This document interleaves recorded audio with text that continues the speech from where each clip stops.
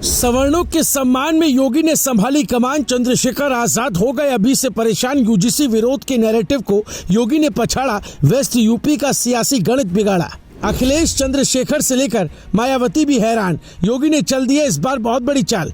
अब गुर्जर जाट से लेकर हर कोई देगा बाबा का साथ, आई अंदर की खबर बाहर। जयंत चौधरी ने भी तैयार की रणनीति, पर्दे के पीछे की बात अब पता चली। योगी जयंत की जोड़ी से बदलेगा वेस्ट यूपी का समीकरण, क्या सवर्ण समाज देगा बीजेपी का साथ? सियासत में वही जीतता है जो समीकरण समझ लेता है। यूपी की सियासत में कुछ ऐसा ही हो रहा है, क्योंकि मैदान में योगी एक नई सियासी पटकथा लिखने की तैयारी में नजर आ रहे हैं। जहां एक तरफ अखिलेश यादव गुर्जर मुस्लिम समीकरण साधने में जुटे, वहीं दूसरी तरफ योगी जयंत की जोड़ी पूरी वेस्ट यूपी का गणित बदलने की रणनीति पर काम कर रही है। यही वजह है कि चंद्रशेखर आजाद से लेकर अखिलेश यादव तक सभी खेमों में हलचल तेज हो गई है और हर कोई इस नई चाल को समझने की कोशिश में जुटा हुआ है। दरअसल इस बार पश्चिमी यूपी सिर्फ एक चुनावी मैदान नहीं, बल्कि सियासी प्रयोगशाला बन चुका है। अखिलेश यादव ने दादरी से गुर्जर वोट बैंक को साधने का बड़ा दांव चला, वहीं चंद्रशेखर आजाद दलित समीकरण को मजबूत करने में लगे। लेकिन इसी बीच योगी आदित्यनाथ ने एक साथ कई मोर्चों पर काम शुरू कर दिया है। सवर्ण समाज को संदेश देने से लेकर जाट और गुर्जर वोटर्स को साधने तक, यानी बीजेपी इस बार सिर्फ एक जाति नहीं, बल्कि पूरे समीकरण को अपने पक्ष में करने की कोशिश कर रहे हैं। यही वजह है कि विपक्ष के सामने सबसे बड़ी चुनौती यही बन गई है कि आखिर इस बहुस्तरीय रणनीति का जवाब कैसे दिया जाए। अगर जाट और गुर्जर समीकरण की बात करें तो पश्चिमी यूपी में ये दोनों समुदाय हमेशा से चुनावी नतीजों को तय करने में अहम भूमिका निभाते रहे हैं। 2014 और 2017 में दोनों समुदाय बीजेपी के साथ आए थे, लेकिन 2022 में जाट वोट आरएलडी की तरफ झुक गया था।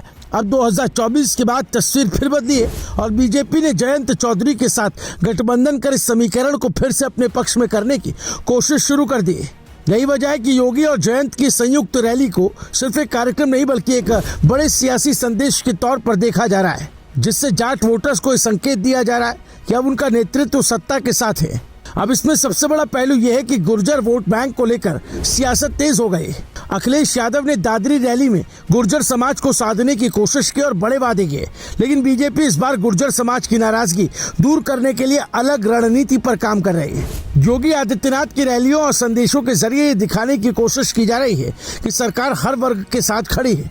वहीं जयंत चौधरी की मौजूदगी जाट और गुर्जर दोनों के बीच एक संतुलन बनाने का काम कर सकती है। यानी ये जोड़ी सिर्फ गठबंधन नहीं, बल्कि एक संतुलित समीकरण बनाने की कोशिश है, जो विपक्ष के लिए सबसे बड़ी चुनौती बन सकती है। इस पूरे खेल में सवर्ण वोट बैंक भी एक बड़ा फैक्टर बनकर उभर रहा है। पिछले कुछ समय से सवर्ण समाज को लेकर जो नैरेटिव बना था, उसे बदलने की कोशिश तेज हो गई। योगी आदित्यनाथ लगातार इस वर्ग को संदेश दे रहे हैं कि उनका सम्मान और हिस्सेदारी सुरक्षित है, और यही वजह है कि बीजेपी इस बार सवर्ण, जाट, गुर्जर और अन्य वर्गों को एक साथ जोड़ने की कोशिश कर रही है।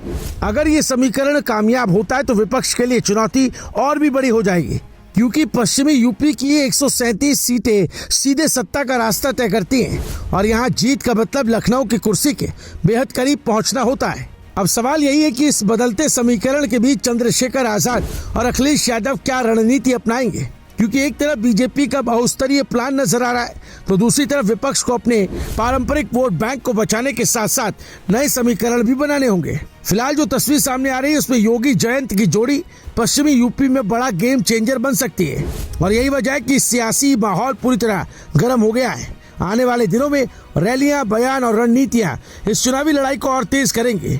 लेकिन इतना तय है कि इस बार पश्चिमी यूपी में सिर्फ चुनाव नहीं, बल्कि पूरी सियासी पटकथा लिखी जा रही है, और जो इसे सही पढ़ेगा वही जीत की ओर बढ़ेगा। Bureau report, news live TV.